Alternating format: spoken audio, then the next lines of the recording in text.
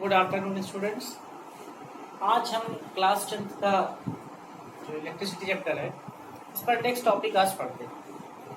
Next topic हमारा है coulombs law. Coulombs law coulombs law क्या है? Coulombs law basically based on the charges. We take two charges, one is Q1 and another is Q2, are separated by a some distance r. r distance पर हमने place कर लिया। Both charges are of same और opposite. If the charges Q1 and Q2 are same, then the electrostatic force of a repulsion acting between them. And if both charges Q1 Q2 are of different nature, it means one is positive and other is negative, then the attractive force exerted between them. अब coulombs law कहता क्या है? तो coulombs law के according अगर हम लोग आते हैं तो कूलाम्स लॉ का जो स्टेटमेंट है, स्टेटमेंट हम लोग नोट करेंगे।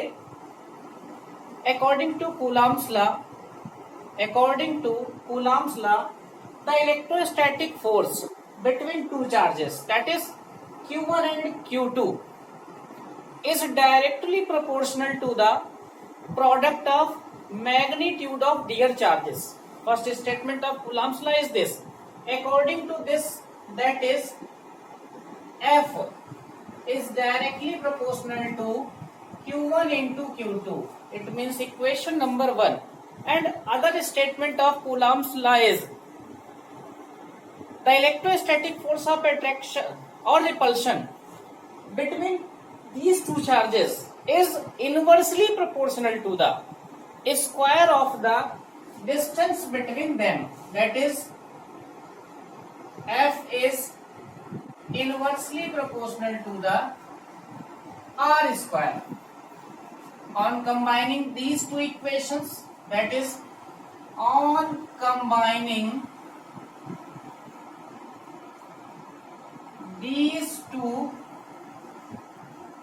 equations, we get, that is, F is directly proportional to Q1 Q2 upon R square. इस प्रोपोर्शनलिटी के साइन को हम यहाँ से हटाते हैं, तो प्रोपोर्शनलिटी के साइन को अगर हम यहाँ से अगर रिमूव करते हुए तो एक कांस्टेंट हम यहाँ पर क्या करेंगे, ऐड करेंगे। तो ये हो जाएगा F is equal to, constant हमने यहाँ पर ऐड किया क्या, K. F is equal to K Q1 Q2 upon R square. This is the mathematical form of Coulomb's law, and statement is, according to Coulomb's law, the electrostatic force of attraction or repulsion between these two charges is directly proportional to the product of magnitude of their charges, that is, and inversely proportional to the square of the distance between them. और इन दोनों equations को हमने combine किया तो ये mathematical form हमारा आया, F is directly proportional to Q1 Q2 upon R square. और इस प्रोपोर्शनलिटी के साइन को हमने यहाँ से रिमूव किया तो F इज इक्वल टू हमारा हो गया F is equal to K Q1 Q2 upon R square. अब जहां यहाँ पर ये जो K है, where K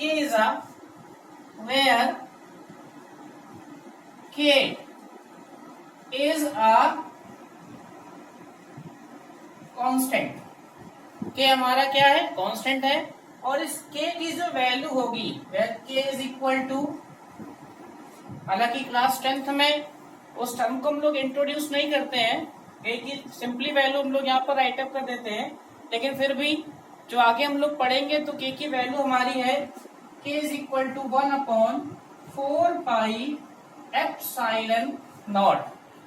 K is equal to 1 upon 4 pi epsilon not.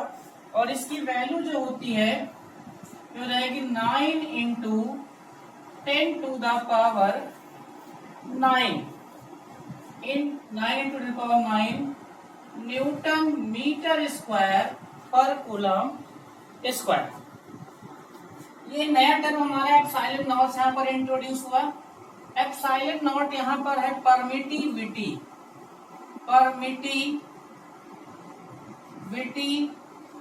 in free space permittivity in free space, और एप्सिलॉन नॉट की जो वैल्यू होती है वो होती है 8.85 इंटू 10⁻⁻12 यूनिट हो जाएगी कूलाम स्क्वायर पर newton metre square. This is the mathematical form of Coulomb's law.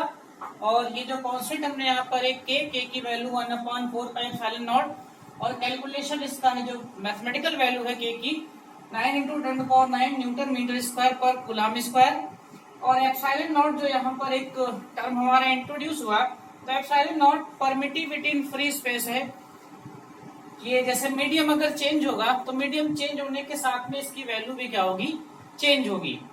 It means permittivity in free space means the जो मीडियम है इन दोनों चार्जेस के बीच में, यानी दोनों चार्जेस जो रखे गए हैं वो हमारे किस में रखे गए हैं, वैक्यूम में, या फिर हम कह सकते हैं कि एयर में रखे गए हैं। और उसकी जो वैल्यू होती है 8.85 इंटू 10⁻⁻12 और एप्सिलॉन नॉट की जो यूनिट होती है कूलाम स्क्वायर पर न्यूटन मीटर स्क्वायर।